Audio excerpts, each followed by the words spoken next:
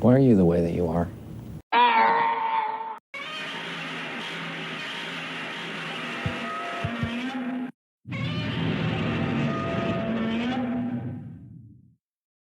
Hey, what's good, fellas? This is Noah G Collecting, and today, that's right, we got a double header alert today.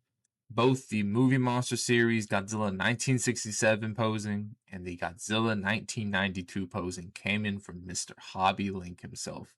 Praise be, both of them came in, and I couldn't be happier. Now, this is the first time we're getting 1992 and 1967 into the Movie Monster series, but they're being introduced as the posing versions of the Godzilla design. And they did this with 1965, where they had a wide release for the posing figure, and then they circled back and gave us the standard default figure behind Premium Bandai. I don't know what that was on about. It's probably going to be the case here, and I'm not a fan of that. I don't know why. Surely the standard figures cost less to make? I don't know. They have their reasons. I just think it's a little interesting, but hey, nonetheless, we have 1967 and 1992 in the series, so let's get to them. I apologize in advance, but actually, you know what? Nah, I don't apologize, man. I don't. Yeah, I don't keep the tags on my figures. I cut them off. I poke down the little nub on the figure, and I store the tags in this binder that I have. And it just looks nice to me, and I like the way the figures look without the tags on them. Please don't kill me. Per the Movie Monster series norm with Godzilla figures, the detail and sculpting is going to be great. You can see all the different ridges and rough texture on his skin.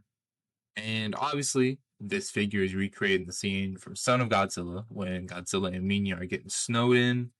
So that's why you see these powdery white patches along his skin. It's interesting to note. Some may like this, some may not, but the patches are perfectly symmetrical. Like it's on each side of the tail in the same spot, shoulders, arm, legs. It's interesting. It's a choice, but yeah, the dorsal plates are done really well. The sculpt is great on them, and it has a good blend of that dark gray and the powdery white. Going along the back, there's not a lot of paint towards the top near the neck and on the sides. It's really just the main dorsal plates that have the paint. The tail is also unpainted towards the dorsal plates as well. Now, I don't know who was cooking up at the Bandai Studios lab, but you know, like in concept, yeah, this is it'd be a good idea for a figure, but you kind of just morphed him into a stomach, you know?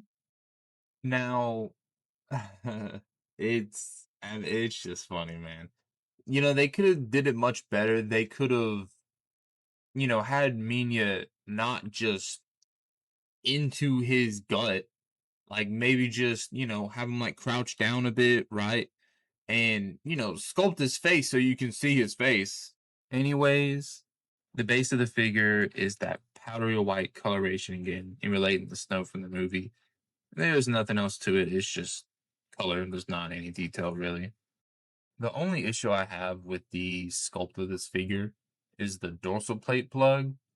It just really looks like there's a plug there. On my other figures, it's not that apparent, but here it's just like, wow, you plugged them in, right? So it's just a nitpick, nothing major that takes away from the figure overall for me.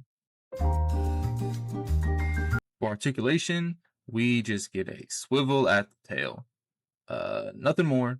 So he's really just a block. Yeah, that's it. Godzilla will be clocking in at just over 5 inches on the shorter side for a Movie Monster series figure, Godzilla wise at least. For size comparisons, we have the 1995 Movie Monster series Godzilla and Anguirus, we have the giant condor and Ebra. And to keep it in theme, we have the Kamacuras and Minya figure from Son of Godzilla. And these posing figures really kind of, if you got them alongside the standard figures in the line, it's kind of funny seeing the scaling difference because Minya is double the size here. He's actually taller than the Godzilla figure as it is. Now, granted, the Godzilla, he's kind of crouched, so, but it's no. But even still, even still the fact that he's shorter than Minya, even crouched, it's funny. Certainly an interesting release for the Movie Monster series. Could have been better, but it's not the worst thing in the world. But now let's get to a figure that's pretty good. Look away, avert your eyes. Buddy is getting snipped. The tag is coming off. Sorry, not sorry. But it's getting put in the binder. And I would recommend getting a binder or any type of holder to hold the tags. It's fun to see all the different variations of them. And it's just good to keep them. You never know if you might want them again or if you just want to sell them in the future. Per usual, and like we saw in the last figure, the detail on a Godzilla movie monster series figure is great. It stand out. It doesn't look cheap. It looks really good. Now, my only issue with this figure isn't really with the figure itself, but more so my specific copy. There are just so many paint scuffs, whether it's on the head, the body, the side, the dorsal plates, just all of it. There's a lot. Like you can see them in the video too. They're apparent. But it's fine. It's whatever. The head sculpt is really good. I mean, there's a very clear distinction between this and 91 and 89. And looking at the dorsal plates, the coloration, the blending is really good. But those scuffs, look.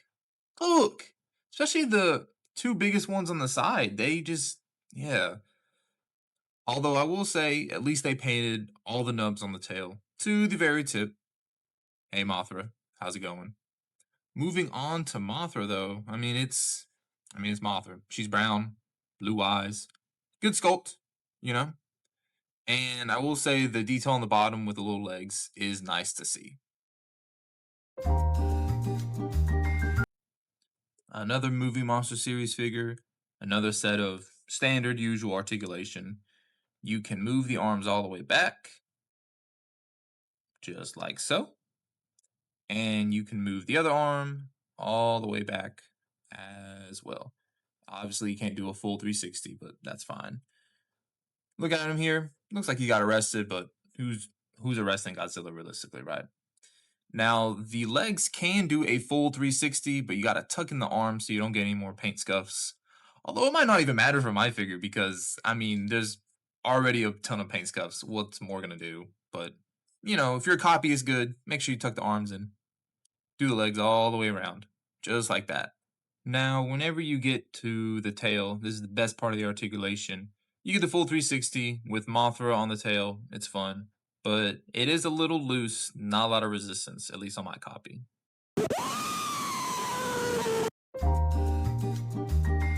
Back to normalcy, this Godzilla is clocking in at over 6 inches tall. Starting off the comparisons, we have the Heisei Movie Monster Series lineup. We have 84, 89, 91, 94, and Burning Godzilla. Now, it's nice seeing all the variety in the body sculpts, and obviously the face sculpts are all different. Even 92 and 94 have their slight differences. So with 94, he has the bigger eyes, and between the two, 92 has the yellow pupils, while 94 has the orange ones. It's kind of flip-flopped for the eyes. And then if you look here, 92, his tongue is just painted individually. Meanwhile, 94 has the full mouth painted the same color, which is kind of neat. I didn't notice that. Yeah, it's pretty cool. As far as the claws go, 92 does have a slightly brighter paint application. That's the only difference though. With the dorsal plates, the coloration is different as well. 92 has that 89-91 paint application, whereas 94 has that crisp white. And also, the only difference are the very back end dorsal plates near the tail, like on the very edge of the tail. The 94 seems to have a more wider one, whereas 92 has more of a narrower one. But that's the only difference. The main dorsal plates are the same pretty much. Here we have 1992 Mothra and Batra Imago. Rip Mothra, man. We have the 1992 Mothra larva and the Memorial Box Batra larva. We have the Super Mecha Godzilla and I think also Memorial Box Rodan. We have Space Godzilla and Mogira. I have to hold up Mogira here because if you look at his left leg, it's a little warped, so he can't stand up straight. Bless his heart. And here we have the full 1992 cast. They look all really good together, especially when you get a top-down view because Mothra's wings are fully painted. But again, the posing figures, when they're paired up with like another kaiju, right? Like this one has Mothra, Son of Godzilla has the Minya. It kind of makes this funny little scaling dynamic going on when you have the standard figures. As you see here, the regular movie monster series Mothra is 3 times the size. But obviously with the 1992 figure, the Mothra is, it's based on that scene and it is, fairly accurate scale wise. It's just funny to see though, nonetheless. Overall, I'm glad we got these releases, and they were pretty solid, minus some things.